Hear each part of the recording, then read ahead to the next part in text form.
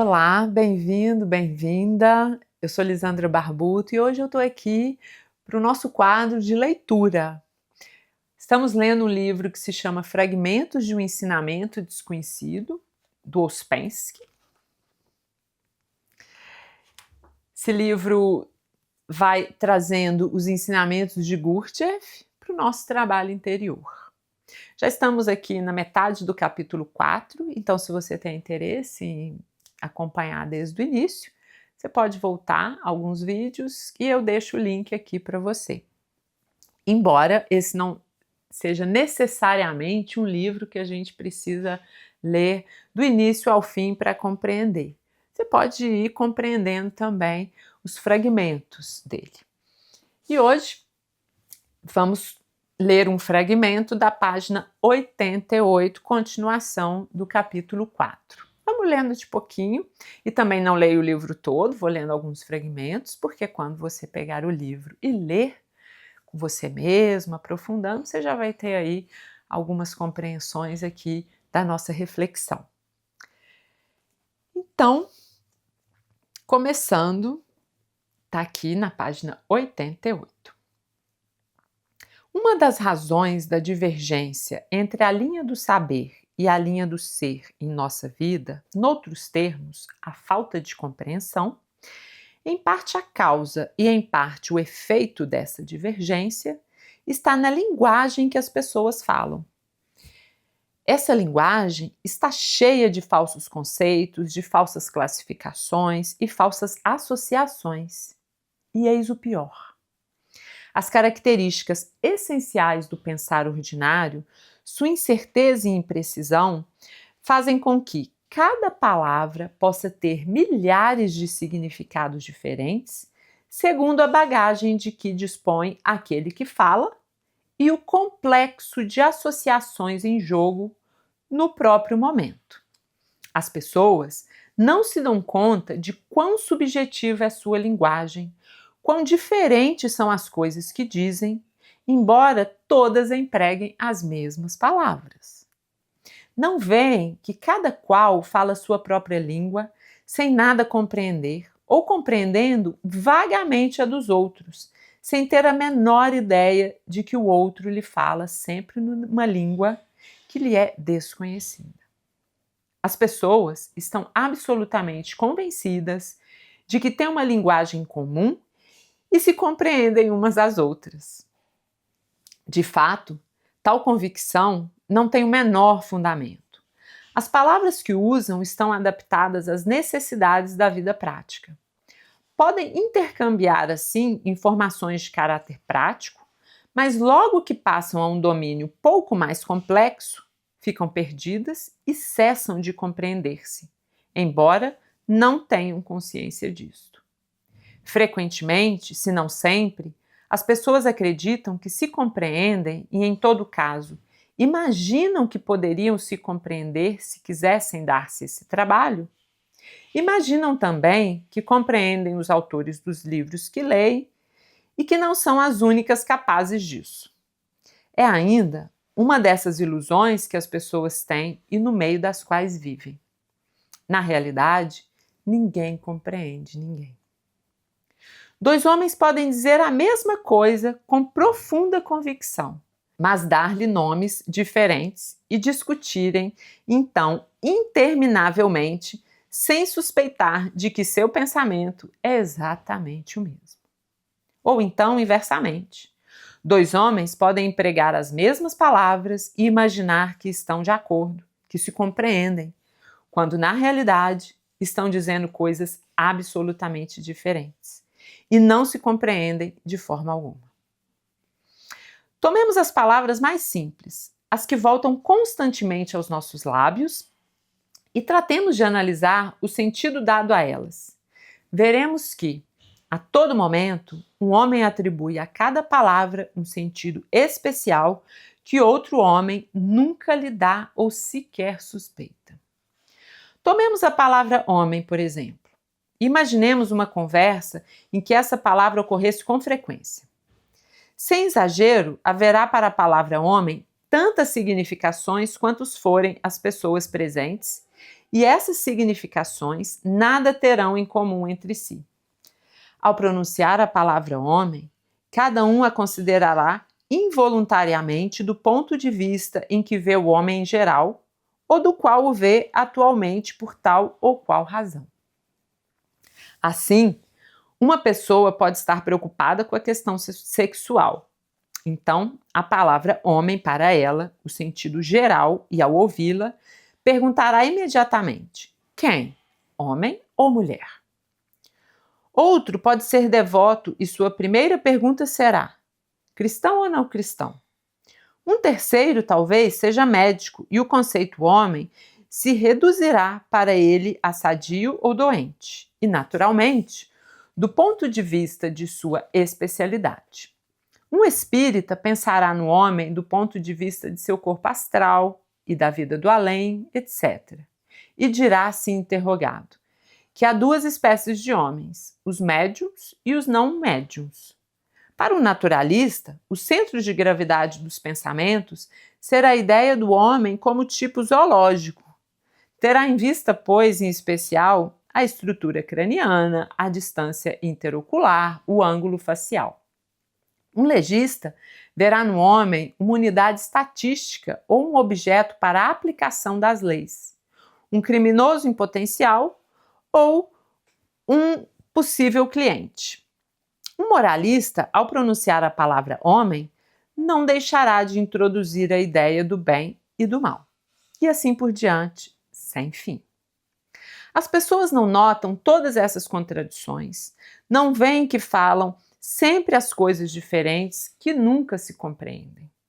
É absolutamente claro que, para um estudo adequado, para uma troca exata de pensamentos, é necessária uma linguagem exata. Uma linguagem que torne possível expressar efetivamente o que se quer dizer, que permita incluir a cada vez uma indicação do ponto de vista de que se encara um conceito dado, a fim de que o centro de gravidade desse conceito seja bem determinado. Essa imagem é perfeitamente clara e cada ramo da ciência esforça-se por elaborar e estabelecer uma linguagem exata. Mas não há uma linguagem universal. As pessoas não cessam de confundir as linguagens das diferentes ciências e nunca podem estabelecer suas relações justas. Mesmo dentro de cada ramo da ciência, tomado isoladamente, surgem constantemente novas terminologias e novas nomenclaturas. E quanto mais avançam as coisas, piores se tornam. A incompreensão mútua, longe de diminuir, só faz aumentar e tudo leva a pensar que isso se ampliará sempre mais. As pessoas se compreenderão cada vez menos. Para uma compreensão exata, é necessária uma linguagem exata. E o estudo dos sistemas do antigo conhecimento começa pelo estudo de uma linguagem que permitirá precisar imediatamente o que é dito, de que ponto de vista isso é dito e em relação a quê. Essa nova linguagem não contém, por assim dizer, termos novos e nomenclaturas novas, mas sua estrutura se baseia num princípio novo, o princípio de relatividade. Em outros termos, introduz a relatividade em todos os conceitos e torna possível, assim, uma determinação precisa do ângulo do pensamento, pois o que mais falta na linguagem usual são termos que expressem a relatividade. Quando o homem assimilou essa nova linguagem, então, com sua ajuda, lhe podem ser transmitidos todos os conhecimentos e informações que não podem ser transmitidos pela linguagem comum, mesmo com grandes esforços de termos filosóficos e científicos.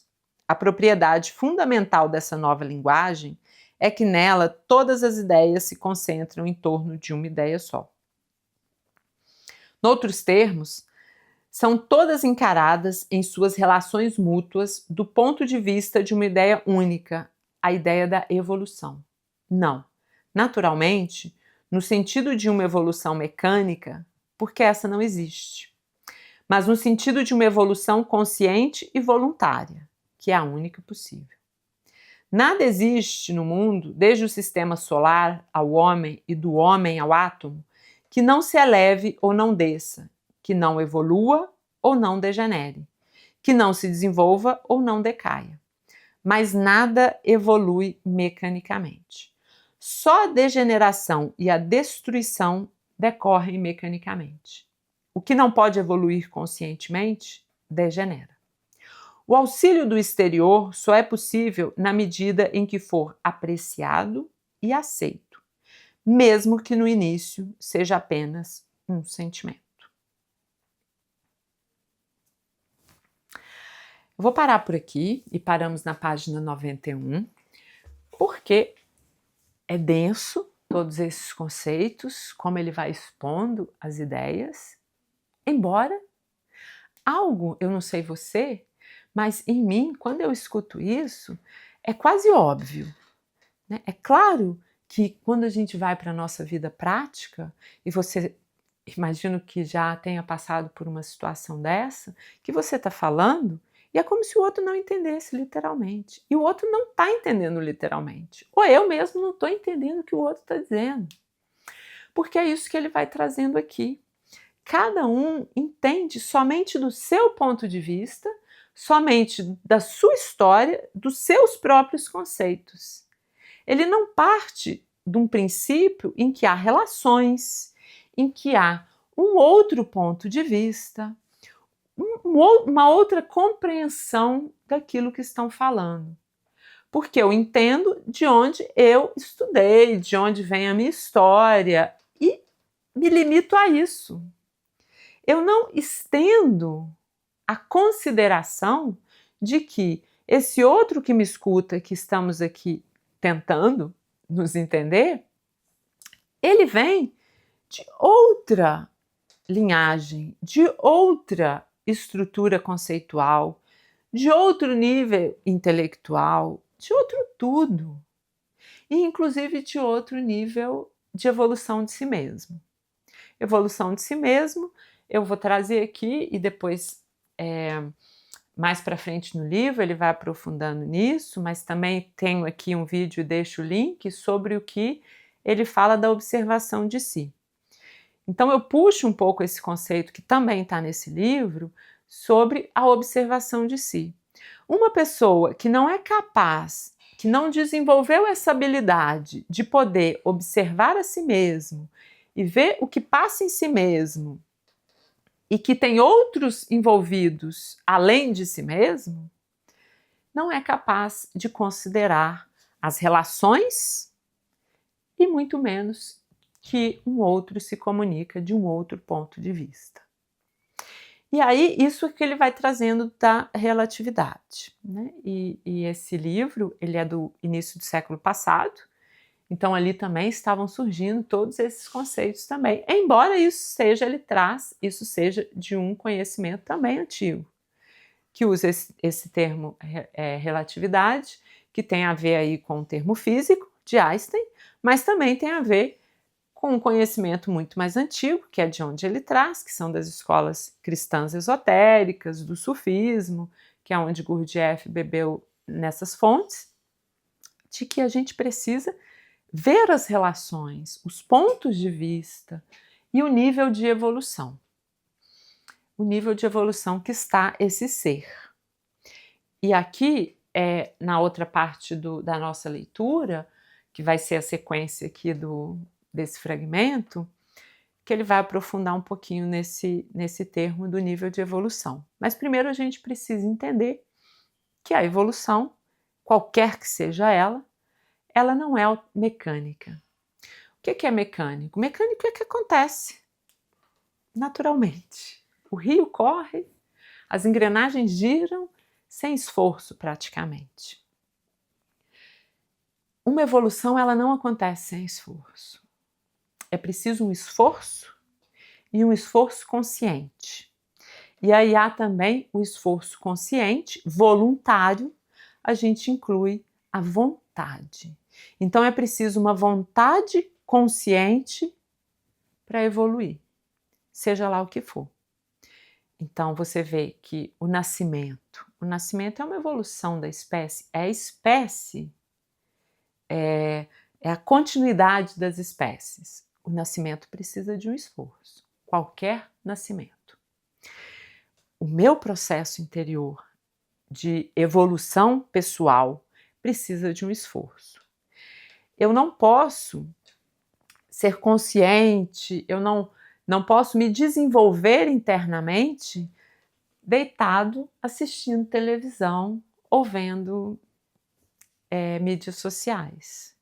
Não é assim que acontece.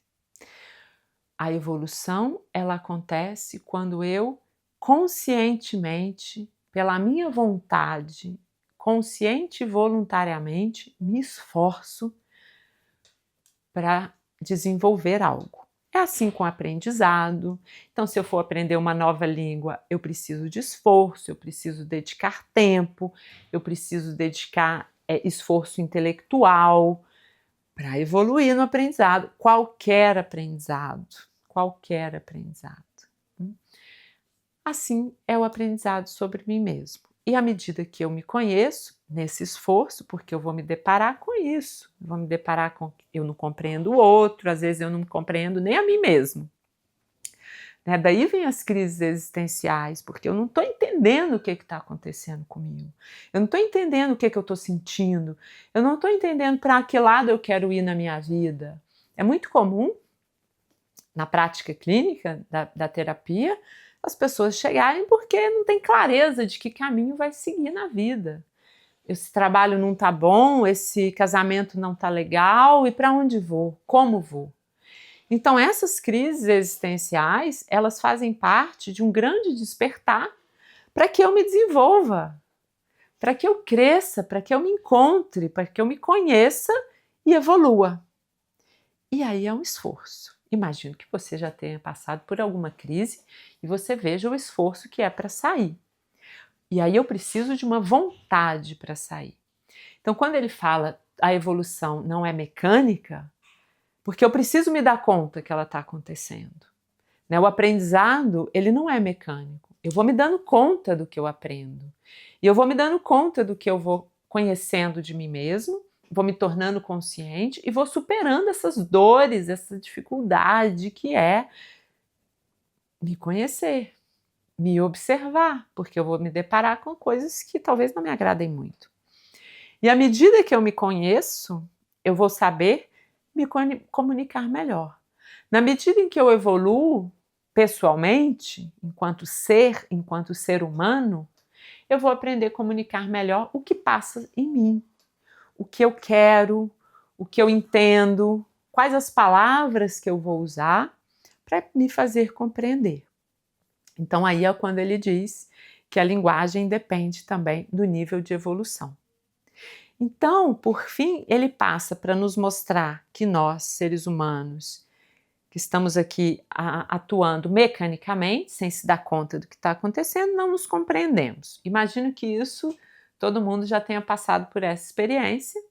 E aí diz que, a gente precisa de relativizar, porque cada um fala do seu ponto de vista, e finalmente vamos entender que também tem uma variável, que é a evolução que esse ser está.